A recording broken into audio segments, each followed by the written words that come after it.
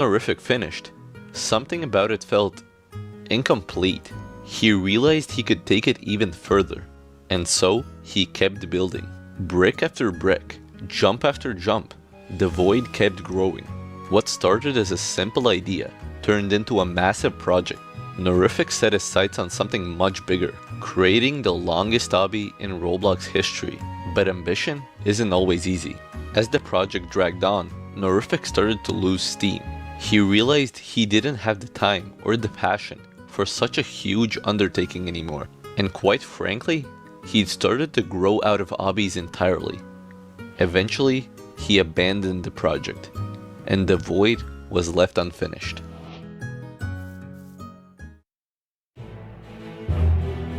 But then came Geo. Honorific, knowing he wouldn't be able to finish the project, he handed it over to a friend. Geo saw more than just an obby, he saw potential in the void. The idea of creating the longest obby wasn't just a challenge to Geo. This would be his biggest project by a mile. But he knew one thing: he couldn't do it alone. Geo reached out to his friend, Illusion, another experienced and skilled builder. Together, the three of them dove headfirst into the project.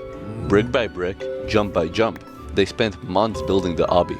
And their hard work paid off. The three of them pushed the obby to over 1,400 jumps, a massive feat by any standard.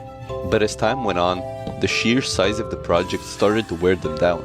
Motivation slipped away, and the team took a break.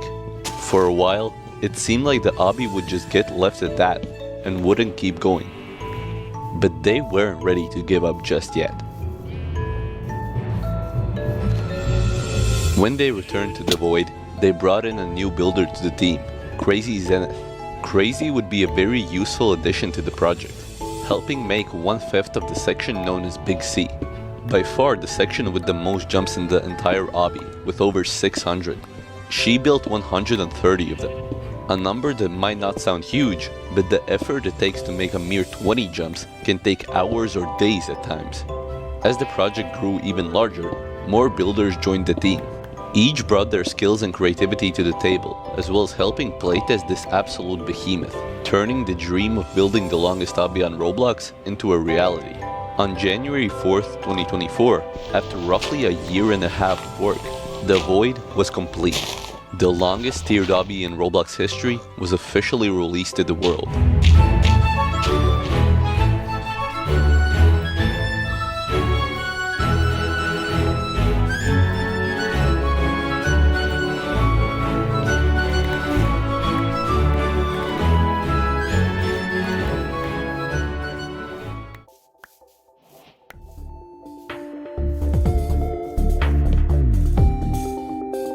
Upon release, many quickly realized that the jumps of the obby weren't actually that difficult. It was the sheer length and patience it required that made it so formidable. While at the start some did attempt to make progress on it, nearly everyone ended up dropping it. Usually, when grinding obbies, you try to learn the strategies for each jump and just try to be as precise as possible. But this was entirely different. People weren't used to spending hours upon hours doing quite simple jumps. The void as an obby is a master of making the player comfortable, making them do easy jumps until it becomes tiring, and then a single fail launches the player to the very bottom. This type of torture was too much for most people. But then came Basiel. Basiel got introduced to the obby when a friend of theirs named Cappy showed it to them. Knowing Basiel enjoyed consistency-based obbies rather than skill-based ones, Cappy thought that it would be a quite good fit for him. While the 2000 brutal jumps seemed daunting to Basiel at first, he kept grinding it, since there wasn't anyone else really making any progress or even trying to. Everyone thought something like this is just impossible. Basiel knew that the obby took months if not years to make, and for no one to be grinding it just seemed quite saddening. So he set out to do it himself. Before this though, Basiel wasn't a very well-known obbyist. They started their obby journey in 2016 by playing the popular obby game Flood Escape 2, playing it quite consistently up until 2019 when they switched to Juke's Towers of Hell, now known as Eternal Towers of Hell.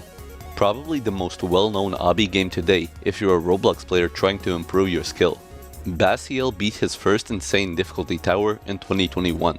Enjoying the thrill of beating difficult towers, he beat his first extreme difficulty tower in early 2022, and then his first terrifying and catastrophic, the hardest cannon difficulty, in late 2022. Ever since then, Basiel has been playing tiered obbies here and there, but not really taking on any massive challenges, until February 2024, when he got introduced to the Void.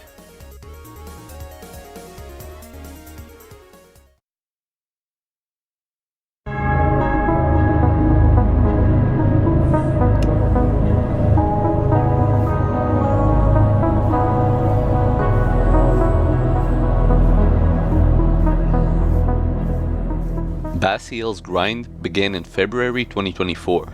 At first, it seemed like an exciting new challenge, but the reality of what laid ahead quickly set in. Knowing there were 2,000 jumps to complete was daunting, and the sheer scale of the task made it hard to stay motivated. The first major roadblock came early, just 200 jumps in: the prison.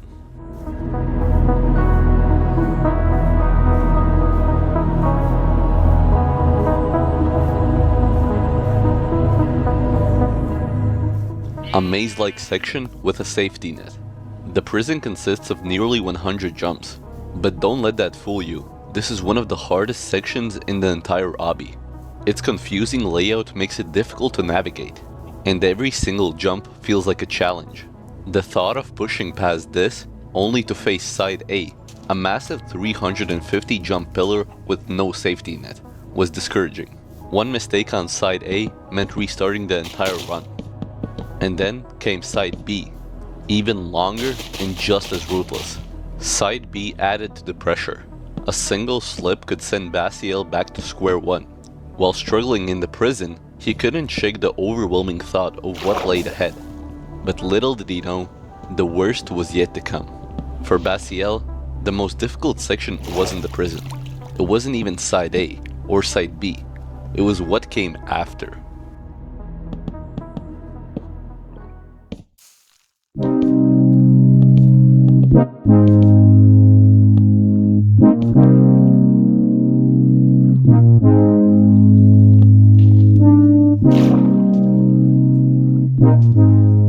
After weeks of grinding, Basiel finally made progress. He conquered the prison, braved Side A, and survived Side B. But even after all of that, he was only halfway through the obby. The real challenge was just beginning. The Big C, the longest section in the entire obby, stretching over 650 jumps. While Side B required precise skill, the Big C tested something even more difficult: mental endurance. Failing the same section over and over again was demoralizing. When asked about the most motivating moment of the grind, Basiel recalled, "This definitely is the one time I was doing a run which lasted for roughly 60 hours. I was stuck at the end of checkpoint 3 of the Big C and kept failing near the very final jumps."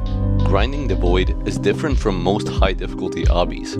It's not just about skill, it's about resilience. Basiel had to plan his grinding sessions meticulously. An hour of playtime wasn't nearly enough. Even as he improved, doubts remained. He still believed he might never beat it. But after weeks of making it to checkpoint 3, something changed. He started to think maybe, just maybe, it was possible.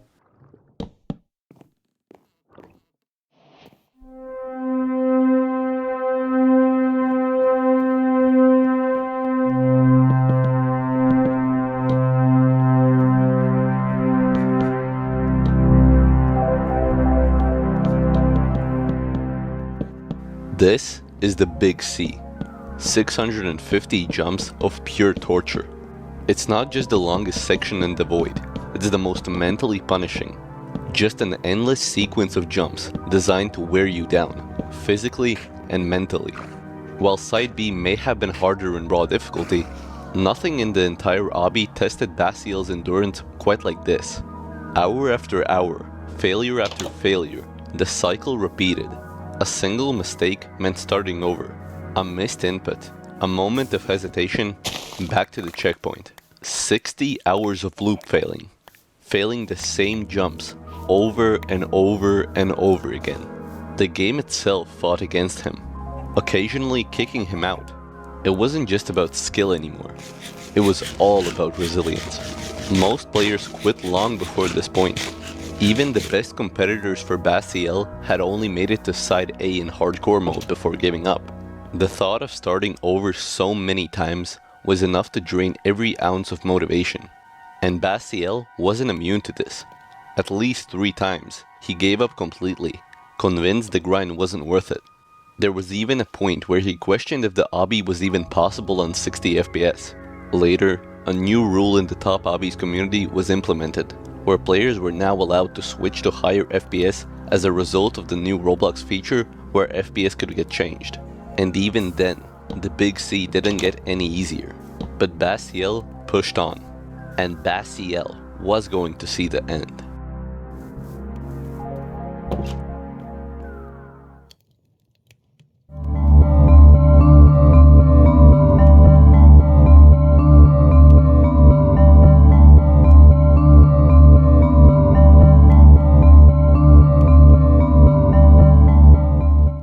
After nearly a year of grinding, over 200 hours of attempts, and countless moments of frustration, Bastiel had finally made it to the final stretch of the void.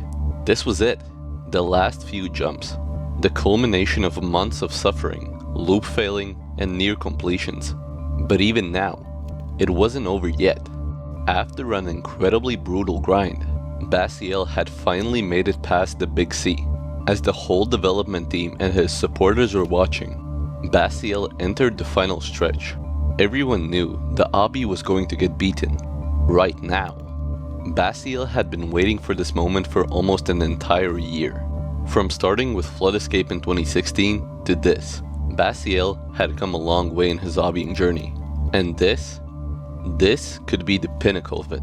After all the motivation hurdles and almost 2,000 jumps, Bastiel was on the final stretch.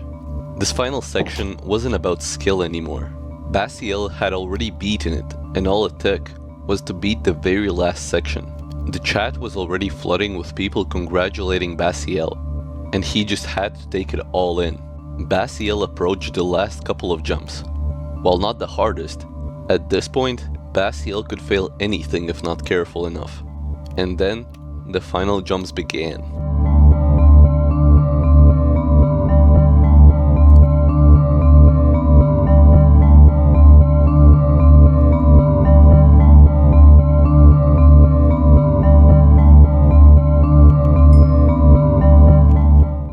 This was it. After countless hours, endless failures, and an unbreakable will, Bastiel stood at the edge of destiny. As he climbed the final hill, a surge of energy pulsed through him, an overwhelming, almost unreal realization that the end was right there, within reach. But one final challenge remained, the last jump. A single leap that would define everything. A jump that could solidify his legacy or send him spiraling back to the start, forced to endure the grind once more. The weight of every moment, every setback, every ounce of effort came down to this. With each step toward the edge, the air grew heavier, the tension unbearable. Would he make history, or would the void claim him once again?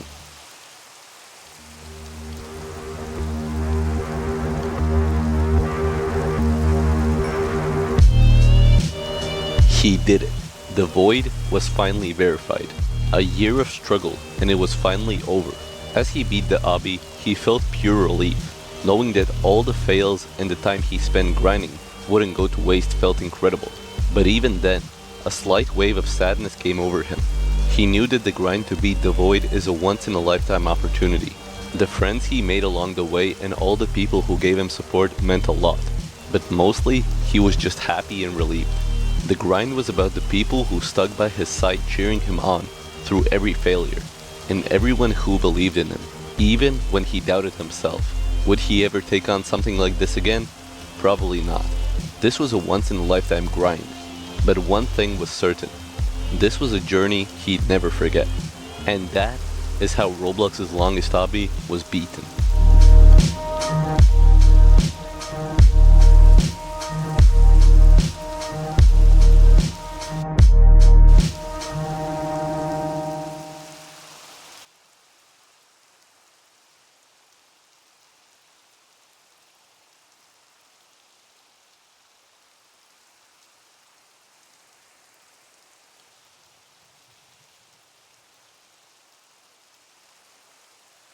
If you were stuck in an apocalypse where any noise could mean certain death, what would you do? After surviving for over a year while being hunted by ultra-aggressive creatures straight out of your worst nightmares, this family is going to have to journey into the outside world for the first time, and they're about to find out the hard way that bloodthirsty aliens aren't the only threat. We're going to break down the mistakes made, what you should do, and how to beat the alien death machines in A Quiet Place Part 2.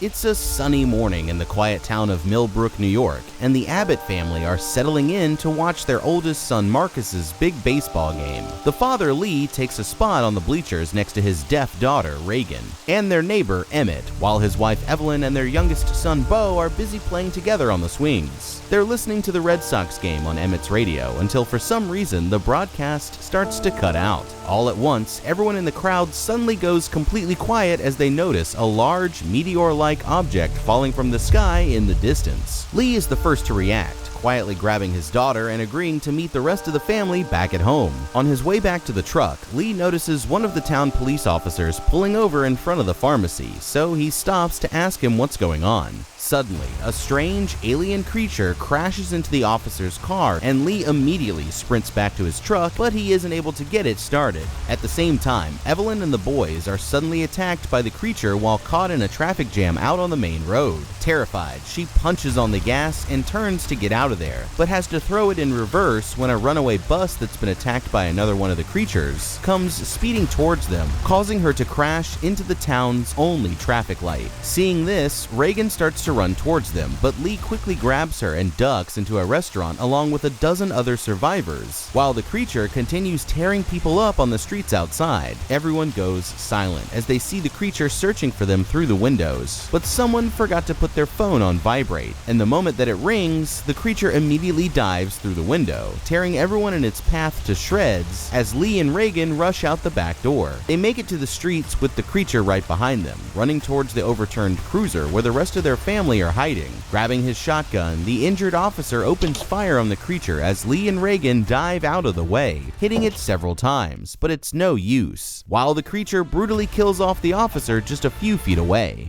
Okay, these aliens must really hate baseball. Talk about a rough day. One minute you're with your family enjoying a nice afternoon at the park, and the next you're running for your lives from an army of extraterrestrial super predators that can slice through the side of a bus like tearing a wet napkin. Lee and his family are going to have their work cut out for them if they're going to try and survive. And first, I think we should try to get a better understanding of what exactly we're up against. These terrifying creatures, officially known as the Death Angels, originate from a planet with no natural light, which explains why they've developed such ultra-sensitive hearing without ever having evolved the ability to see.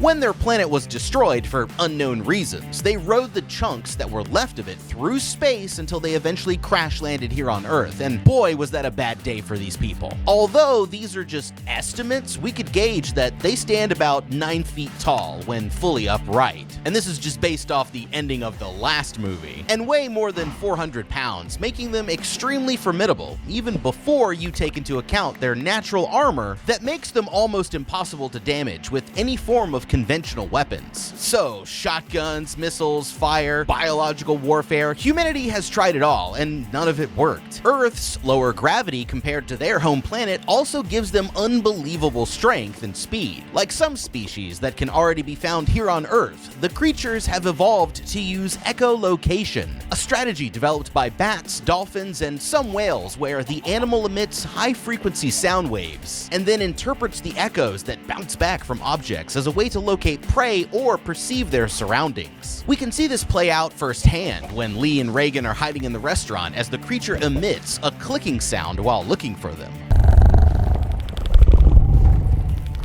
This ultra-sensitive hearing is also their greatest weakness. So far, we've seen that the creatures literally do a blind rush for any source of sound, which should mean that noise could be used to lure them into a deadly trap. Of course, we already know that the key to taking one of them down is to get the creature to expose the soft parts on the inside of its armored skull by broadcasting an extremely high-pitched noise. But Lee has no idea about this yet, and even if he did, it's not like he could just whip something up on the spot while having to avoid having his wife and his whole family torn to pieces in front of him. There's no way for him to fight back right now, but if Lee knows one thing, it's that if you're going to run, then it's almost best to be the first person in the crowd to do it. Jim from The Office face ass. Their only choice is to use the other pedestrians as meat shields until they can either find a good place to hide or manage to get away to a safe distance. The problem with hiding is that they don't know how the creatures sense, or if and when they would ever leave.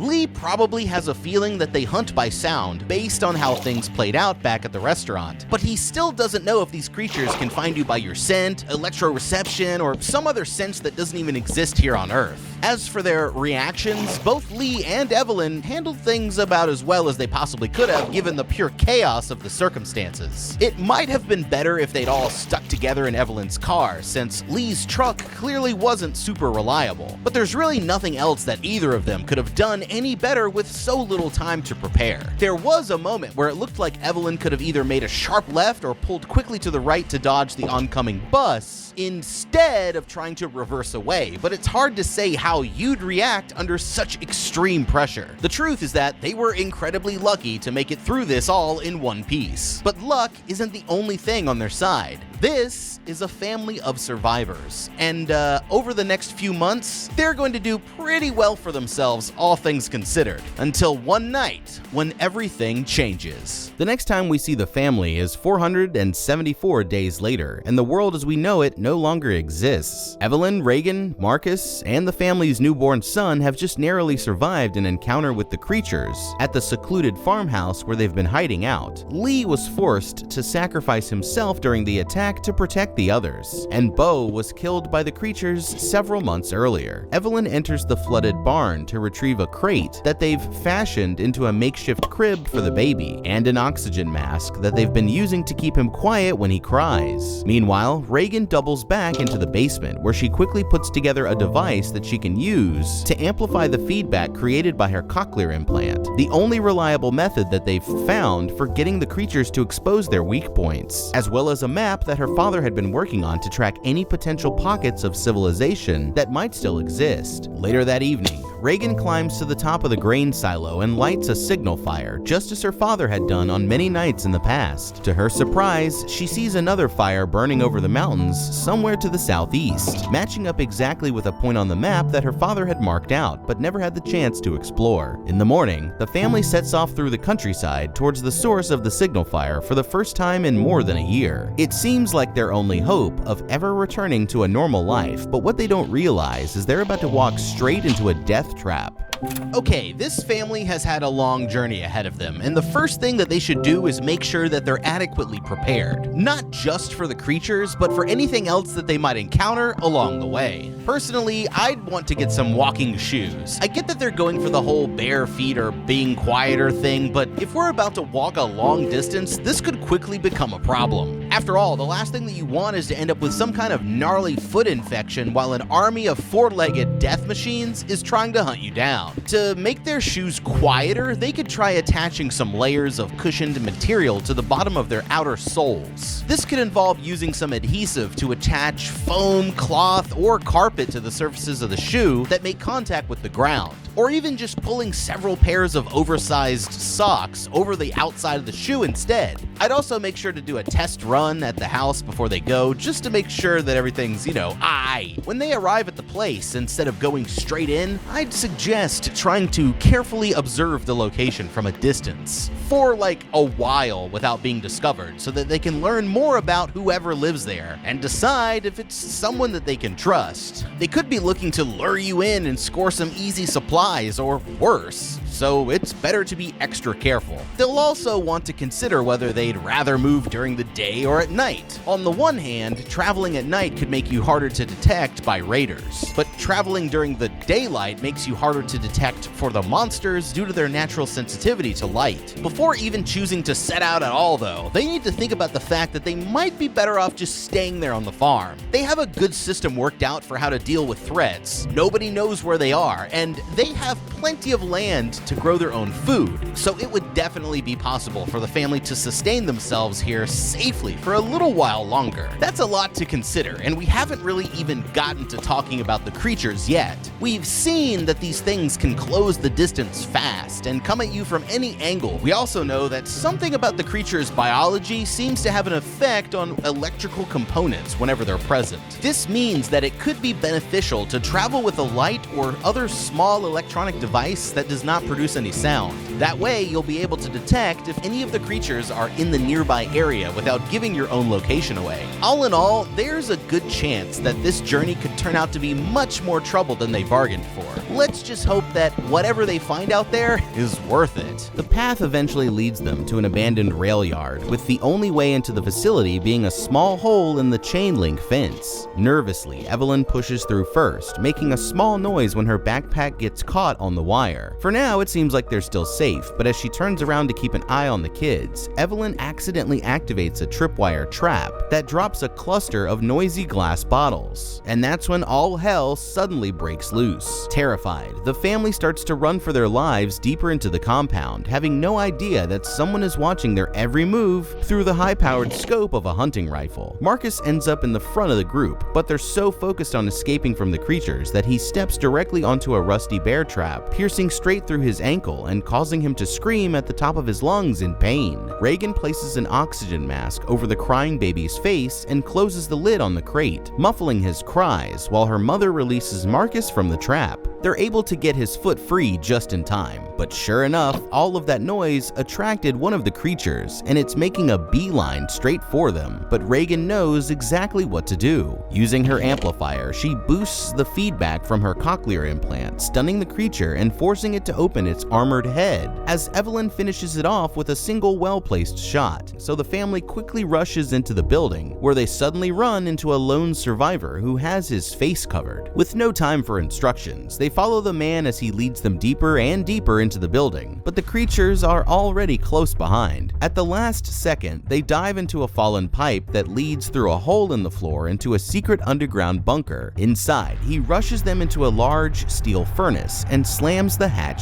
shut behind them, leaving a towel over the latch to make sure that they won't be trapped. Clearly, he's thought this out beforehand, and that's good news for the family, but there's still no way to tell if they can trust him. The man immediately tells them that he doesn't have enough food or water to go around and says that they'll need to leave first thing in the morning. Evelyn finally realizes the man's true identity. It's Emmett, their old neighbor from before everything went to hell. Opening the crate, she shows them their newborn infant as a way to get his sympathy, and it seems to work for now. But it's clear that Emmett still hasn't made up his mind about how much he's willing to help. Okay, well, that didn't go as planned. At least they found a pretty good spot for shelter, but the problem is that Emmett here isn't willing to let them stay, so we need to figure out how the two sides can reach a compromise that works for everyone. If it were me, I'd try convincing him to let us stay by pointing out that we have several sets of hands that would make it easier for everyone to do basic survival tasks, like gathering supplies or starting a garden so that they could grow their own food and become more self-sufficient. After all, alone, Emmett is just surviving for the sake of survival, but he could definitely benefit from a sense of community. Plus, he has more weapons and they have the device that allows them to land critical hits on the creatures. Now, you might be able to make the argument that Marcus here should have been more careful about where he was stepping, especially after they tripped that first trap. But to be fair, that's not really possible when you're already busy running for your life. They may have gotten him to shelter, but the poor kid isn't safe just yet. In fact, he's far from it. He could easily still go into shock from the intense pain, which could cause a sudden drop in blood pressure and reduced blood flow to his vital organs, ultimately resulting in his death. There's also a significant chance of the wound becoming infected, leading to complications like tetanus, cellulitis, all which could be fatal in the middle of an apocalypse. They'll need to get their hands on bandages, antiseptics like iodine or hydrogen peroxide, antibiotics, and pain relief like meds and acumethopin and ibuprofen and all the Also, while we're here at the rail yard, I'd also want to see if I could find anything that we could use to boost the strength of the feedback attack, since the louder that it gets, the more effective that it'll be. And at the very least, they could convince Emmett to let them stay until Marcus's leg heals up, since it was his bear trap that caused all of this. But he doesn't technically owe them any help just because they used to be neighbors. It would stink to come all this way just to turn around, but once Marcus is back on his feet, it seems like the safest thing to do would probably be to take Emmett's advice and go back to the house that they know, where they can plant a garden, keep a low profile, and try to wait everything out. As Marcus is lying on a cot, recovering from his injuries, Emmett reveals that he lost his own sons on the very day of the aliens' arrival, while his wife, Nora, passed away from an unknown illness 11 weeks ago, leaving him completely alone despite doing everything that he could to keep his family safe. Upset, Evelyn asks him if he'd seen Lee's signal fire every night, and Emmett admits that he had, but he never once thought about coming to help them. He warns them that the rest of the world isn't as safe as it used to be, and it's not just because of the creatures. The people who are left have practically turned into monsters themselves, and to Emmett, there's no hope of making things right ever again. Just then, Marcus suddenly sits up in bed with a shocked expression on his face. Somehow the radio has actually picked up some music, a looping broadcast of the song Beyond the Sea. Emmett is the only one who doesn't act surprised, and that's because he's been hearing it every day for the last 4 months. When Reagan questions why her father never heard it, Emmett explains that it was because their house was at the bottom of a valley. The kids immediately wonder if this could mean that there are other survivors, but Emmett makes it clear that there's no one out there who they'd want to run into, and reminds the family that they need to be gone first thing tomorrow. That night, while everyone is asleep, Reagan wakes up her brother and quietly leads him into the hatch so that they can talk without the others overhearing. She's been thinking it over, and now she's convinced that Beyond the Sea isn't just a song, it's a message. Using her father's maps and a radio frequency handbook, she was able to figure out that the signal was broadcasting from a station that's located on a cluster of islands just off the coast, which brings a whole new meaning to their choice of song. Reagan explains to her brother that if she follows the train tracks, it will only take her 1 day's walk to reach a boat dock. From there, she's planning to take a boat, make her way to the island, and help whoever she finds. Best of all, getting to the station would allow her to broadcast the feedback from her cochlear implant, effectively giving everyone with access to a radio the ability to fend off the creatures and possibly saving the world in the process. Marcus begs his sister not to go, but Reagan insists that she has to try, and in the end, he isn't able to convince her. The kids head back to bed, but by the time that everyone wakes up a few hours later, Reagan is already gone, and she left a note on the radio that only says, "Keep listening." In the morning, Evelyn finds out from Marcus where the girl went and begs Emmett to go get her back before she gets hurt. He hesitates at first, but with no family of his own left to protect, he eventually agrees to help them out one more time.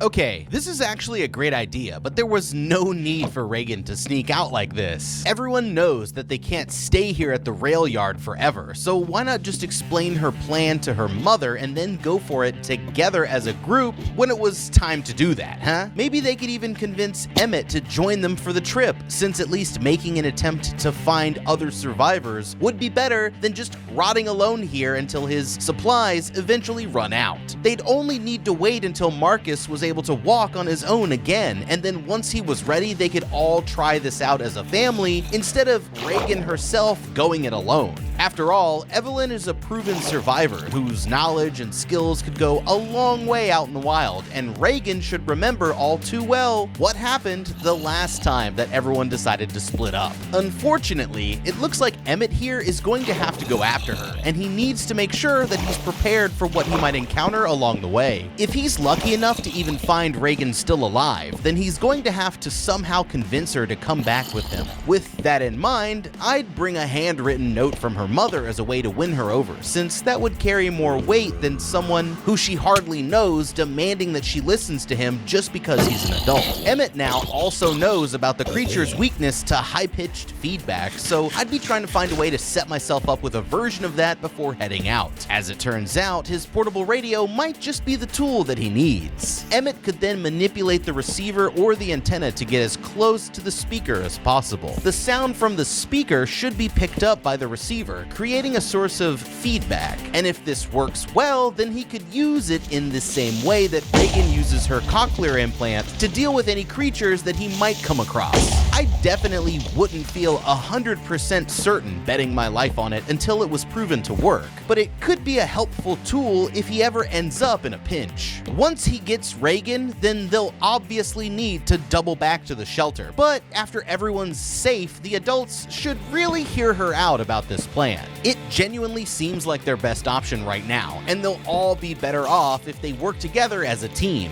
Although, traveling in a post-apocalypse with a lady, her 2 kids, and a noisy baby isn't exactly an ideal squad. So I would understand if Emmett here decided to turn them down. Meanwhile, Reagan goes walking by herself all the way to the nearest railroad station, following the tracks until she discovers an abandoned train. Searching the inside, she actually finds an untouched first aid kit hanging on the wall over the driver's seat, but as she leans in to grab it, she accidentally knocks loose a dead body, causing her to let out an involuntary scream and jump back. The noise immediately draws in one of the creatures, and Reagan quickly uses the feedback from her implant to stun it. Steadying the shotgun on her knee, she fires a blast aimed directly at the creature's exposed head, but it's only a glancing blow, and the monster starts closing in, now more angry than ever, without the strength to load another shell. All that Reagan can do is cower back against the wall, but just when it looks like she's done for, a second shot rings out, finishing the job and saving her life just in time. It's Emmett, and the 2 of them quickly duck into the nearby station, hiding behind the desk as more of the creatures start searching the area. He quickly explains to the girl that he's taking her back to the hideout as soon as the coast is clear, but Reagan insists that he should help her with the plan instead, finally convincing him by pointing out that this is his chance to help others in the way that he couldn't help his own family. Back at the rail yard, Evelyn and her 2 kids are nice and cozy using Emmett's shelter and supplies while he's out there risking his life and limb to save her daughter. But she knows that this can't last forever. Their only oxygen tank is about to run out, and Marcus badly needs medical supplies to fight through his injuries. The next day, Evelyn cautiously emerges from the shelter to make a quick supply run into town. Before she can sneak out, Marcus climbs out of the hatch to confront her, begging her not to leave him and the baby behind. But his mother promises him that she'll be back as soon as she gets what they need. Out at the train station, Reagan suddenly wakes up only to realize that Emmett and her weapons are nowhere to be found. Heartbroken, she wanders outside and collapses into the dirt, but just then, Emmett returns with all of her stuff, whispering to her that he's found a boat. Setting off down the tracks, the 2 of them cut down a dirt road that eventually leads them to a nearby bridge. From there, they can see a dock full of boats a few miles up the coastline, and the island with the radio tower a bit further off in the distance. It looks like they just might be able to make it after all, but like Emmett said, there are more threats out here than just creatures, and they're about to find out just how right that he is. Okay, this is great news. They've finally found a way to actually get over to the island, but they're about to make a big mistake. I know that they're excited, but the 2 of them should definitely go back and regroup with the rest of the family first before taking the boat. Either that, or Emmett should return Reagan to her family and then double back to scout the island out by himself first. Just like his own signal fire was a trap to lure in unsuspecting survivors, the message on the radio could definitely be one too. They have no idea what they're going to find out there. There could be raiders, or the place could already be overrun by the creatures, and either way, the chances of it going horribly wrong are much greater than the chances of it going well. All things considered, it would be much better to take the girl back to her mom, explain the plan and why he thinks that it's a good idea, and then decide on what to do next as a group instead of rushing into it. After all, they literally have all the time in the world and are going to have to double back for the family if they actually do manage to find a safe community anyway. So it's always better to be safe than sorry if you can help it. As Evelyn makes her way back towards town, she stops at the bridge where her youngest son Beau was killed by one of the creatures several months back, tearfully adding her wedding ring to his memorial before continuing along the path.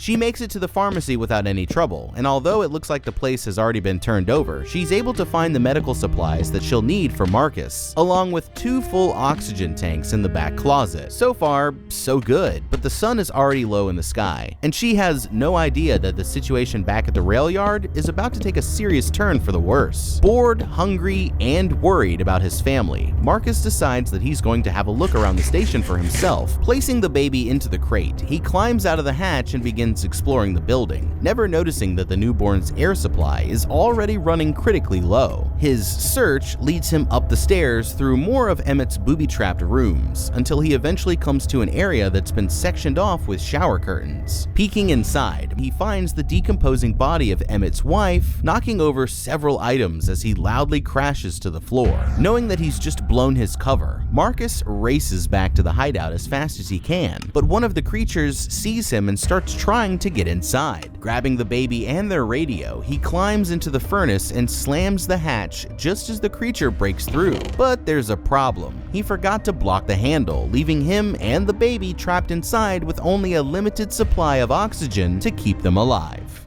Okay, Marcus, man, what were you thinking here, dude? Was losing your brother and your dad in the same year already not enough for the rest of your family to handle? You just had to go exploring this rusty death trap of a hideout for why exactly? Because you were bored? Well, I don't think I'm breaking any news here, but Marcus, you up, doggy. This kid had one job: just stay with the baby and wait. You've got Emmett out there risking his life to save his sister, his mom out getting supplies for him and his baby brother, and meanwhile, Marcus here had a safe place to hide with everything that he needed to make it through the day already provided for him. Honestly, you practically have to try to screw things up this badly. If he'd just waited a few more hours, then Evelyn would have been home with the supplies that they need, with no incident and everything still nice and safe. But not only did Marcus completely blow up their only hiding spot, he's also about to accidentally suffocate them both. It would have been pretty much impossible for him to have made the situation any worse when he clearly had the easiest job out of everyone. And that's just embarrassing, dude. Now, I don't want to be too hard on the kid here because I know that we all make bad decisions sometimes, especially under pressure, but someone's gonna have to have a word with him about the consequences of his actions. If they manage to survive this, because Marcus, you f***ed up, homie. Night falls as Emmett and Reagan finally arrive at the docks, cautiously making their way around until they find a boat that looks suitable for the trip. Emmett leans down to untie mooring lines when suddenly out of the corner of his eye, he notices a human silhouette quietly rush by. Concerned, Emmett raises his rifle and begins searching for the uninvited guest, with Reagan following right behind him. That's when he spots the source of the disturbance, a helpless-looking little girl, but when he leans in to comfort her, she instantly tightens a rope around his neck, attaching him to a fishing net that's been booby-trapped with dozens of loud bells. Suddenly, they're completely surrounded by a group of shabbily dressed raiders, outnumbering Emmett and Reagan 5-1. Emmett tries to reason with them, but the men only respond with a blank, remorseless stare, and it's immediately clear that they're the kind of people who he tried to warn the family about the night before. With Emmett unable to fight back, the raiders begin leading Reagan away, but that's when he gets an idea. Signaling for the girl to dive into the water, Emmett rushes at the nearest raider and ropes the two of them together with a net full of bells. Hearing the noise, several of the aliens instantly swarm the docks, brutally destroying anyone who's too slow to get out of the way. Taking the leader, Emmett drags him back to a pole and stabs him in the leg, using the man as a meat shield and jumping into the water just as one of the creatures finishes him off. With Emmett in the water, one of the creatures lunges at him from a nearby boat, but as luck would have it, they've just found another weakness. As he watches them struggle to get back to dry land, Reagan pulls him up onto a small boat, and they continue sailing for the island, hoping that what they find there would be worth the trip. Back at the hideout, Marcus starts to panic as he and the baby begin to run out of oxygen, and he realizes that he's trapped them both inside. Returning from her trip, Evelyn hears the commotion and rushes inside, desperately trying to save them before it's too late. Thinking quickly, she places one of the oxygen tanks into a pool of gasoline and fires a single shot into the air, drawing the creature's attention away from her kids. Waiting for just the right moment, she fires another shot into the tank itself, causing an explosion that engulfs the creature in a huge ball of fire, but it's not enough. Thankfully, the smoke triggers the building's sprinklers, allowing her to sneak around the creature and down into the hideout, while the falling water masks the sound of her steps. Evelyn makes it to the hatch and climbs inside with the freshwater tank, reviving Marcus just in time, but the creature follows them in, forcing her to shut the door. This time, she remembered not to lock them inside, but there's nowhere left to go until the creature leaves. Hours later, Emmett and Reagan finally arrive on the island, and to their surprise, they find an entire community of people peacefully living there as if the apocalypse never even happened. The survivors welcome them with open arms, explaining that they've been here since the first day of the invasion, and that Reagan was right all along. The song was really a message after all. As the sun begins to rise, Emmett wanders down to the beach, overcome with memories of his family. It looks like they're finally safe, but just then he notices something horrifying. One of the boats from the dock has also washed up on the island, which means one of the creatures could be there too. Terrified, Emmett immediately sprints back towards the town, shouting for them to get inside just as the creature crashes in and starts turning this peaceful morning into an absolute massacre. After making sure that the children are safe, Emmett, Reagan, and the community's leader jump into his car and lay on the horn as they speed off down the road, attempting to lure the creature away.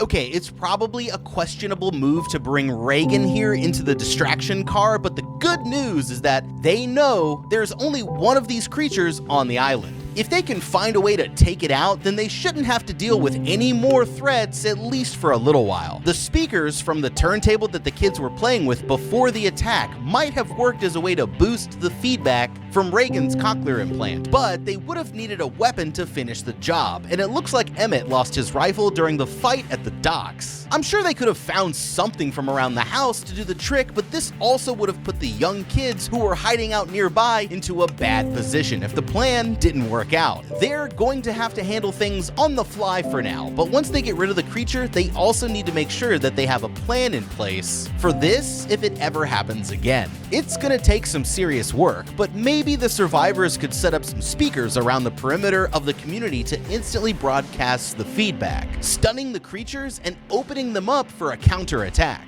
This place looks like their best chance at ever getting back to a normal life, so once the fight is over, their next priority should be to make sure that they have a way to keep the island safe from the creatures and bands of troublesome humans alike. The plan works, with the creature chasing after them and tearing the car to shreds until they finally reach the island's radio station and take cover inside the garage. For a moment, the man hesitates, worried that they might have accidentally lost the creature along the way, but his worries are put to rest when the alien reaches under the garage door and drags him out to his death, while Emmett and Reagan retreat into the building. As the creature stalks through the building searching for them, Reagan sees the station's broadcasting equipment and remembers her plan. The two of them sneak around until they come to a sliding window where they can almost get into the broadcast booth. With Emmett helping her through, Reagan quietly climbs over the desk and gets inside, but when she opens the next door, the hinges loudly squeak, alerting the creature to her exact location. Seeing the danger, Emmett dives in and shuts the door behind her, putting himself between Reagan and the monster to buy her time. Thinking that enough time has passed, Evelyn cautiously opens the shelter and sneaks out to get supplies, but the creature has been quietly waiting in the shadows, lunging after her the moment that her back is turned. She manages to get back inside of the shelter at the last second, but isn't quick enough to shut the hatch, and now the creature is coming within inches of killing them all. Just then, Reagan turns on the broadcast and holds her cochlear implant to the microphone, creating a loud burst of feedback that overwhelms the creature's ultra-sensitive hearing, forcing it to retreat. At the same moment, her brother turns on his own radio and is able to use the same frequency to stagger the creature that's trying to kill him. While Marcus uses his mother's revolver to save his family, Reagan buries a sharp metal stick into her attacker's exposed brain, dropping it with a single strike and saving Emmett's life. Finally, they have a reliable way to fight back against the creatures, and a safe place to live, but they'll need to get the rest of the family over to the island first, and that's still a long way to go. Damn, homie, the world is a f***ed up place with these things running around it, and I wouldn't want to be a part of it, but you know, so I would have just knocked that shit out the park. Me and my little children running around the apocalypse, never dying once. And they handicap. What? But let me know what you guys thought about this down in the comments below. Thank you so much for watching. Leave a like and subscribe and check out the How to Beat playlist for more videos just like this one. I'll see you guys in the next video. Have a damn good day.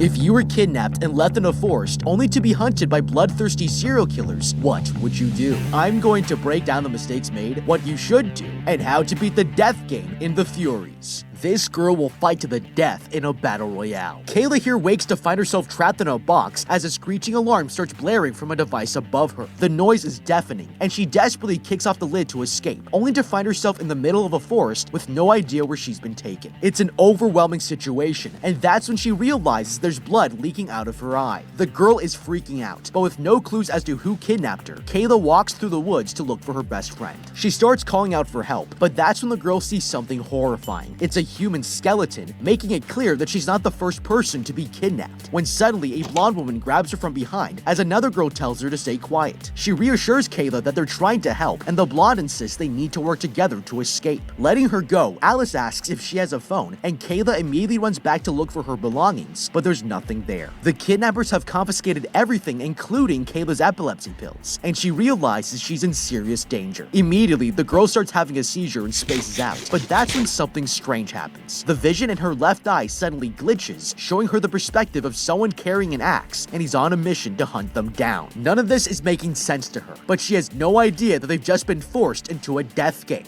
Okay, this is horrifying. Kayla here was placed in a box in the middle of a forest with only the clothes on her back, but it's already clear that this is not your average kidnapping. Now, in a situation like this, your natural instinct is to run away as fast as you can, but it's not going to help you if you don't know how to survive the environment. These girls are in Australia, which has some of the hottest temperatures in the southern hemisphere, getting as high as 113 degrees Fahrenheit, and that can be deadly without finding water. Now, it just so happens that when Kayla got out of the box, she looked up and saw birds perched in the trees. This is great news, because it means there must be water nearby. These are sulfur-crested cockatoos, which are native to eastern Australia, and this actually gives us a good indication of where we are. Earlier, these girls were in the city of Canberra when they were kidnapped, so if this forest has wildlife, there's a high probability she's close to Lake George, which is the closest body of water from where they were taken. That's why if it were me, I would immediately observe the direction these birds are flying in and try my best to follow the path, because there's a chance it will lead me to water, ensuring that I'll survive the environment for as long as possible. Once we have a strategy for immediate survival, it's important to consider what we're doing here in the first place, because all the signs are telling us that this might be a death game. If you look here, you can tell that this box took a lot of work to put together because it has lights, windows, and some kind of device that emits a high-frequency sound.